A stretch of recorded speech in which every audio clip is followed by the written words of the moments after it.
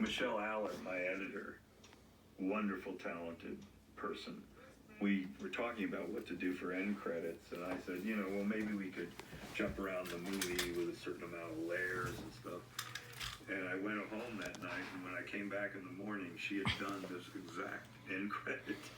And I loved it so much. There's her credit, Michelle Allard.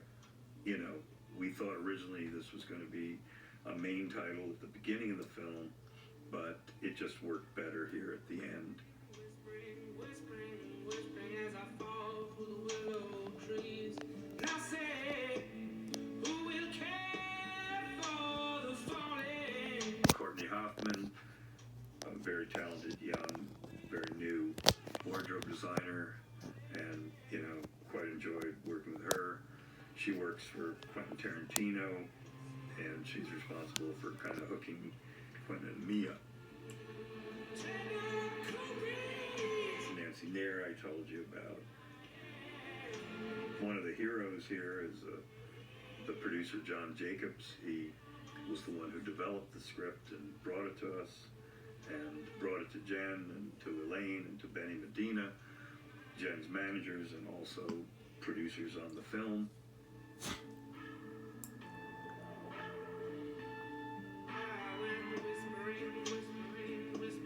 Gerard Denardi, my first AD, who figured out the complicated set of scheduling both the first time and the second time.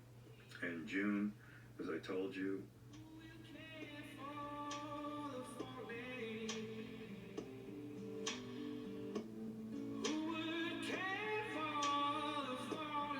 I forgot to credit Jack Wallace, who plays Uncle Bob so skillfully, one of the oldest working actors in Hollywood.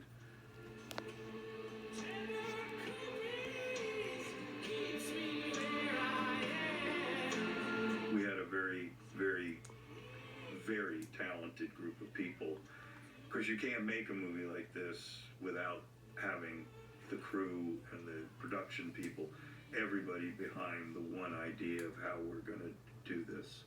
Even down to like the A-camera operator, John Grillo. This is a guy that is a real poet with the camera. Unfortunately now he's a DP, so he won't be doing camera operator. But, I had him and I loved working with him. Key grip Lev Abrahamian, fabulous, can attach anything to anything, and had a tremendous can-do attitude along with his whole grip crew. And the grips can make or break you, because it's too long to describe here, but it's how the lights and cameras are mounted, and when you shoot like I do, you always want to put the lights and the cameras in strange places, and they figure out how to do it. I could tell you something about everybody in this entire credit roll, but then you'd have to buy a second DVD just to listen to that, and I'm sure Universal wouldn't want that. So I'm going to close now and say this was a stream of consciousness about the film, and I hope you enjoyed it. I hope it makes the viewing of it richer for you, and just how much thought goes into it, whether you love the movie or don't love the movie. Nobody makes any movie asleep.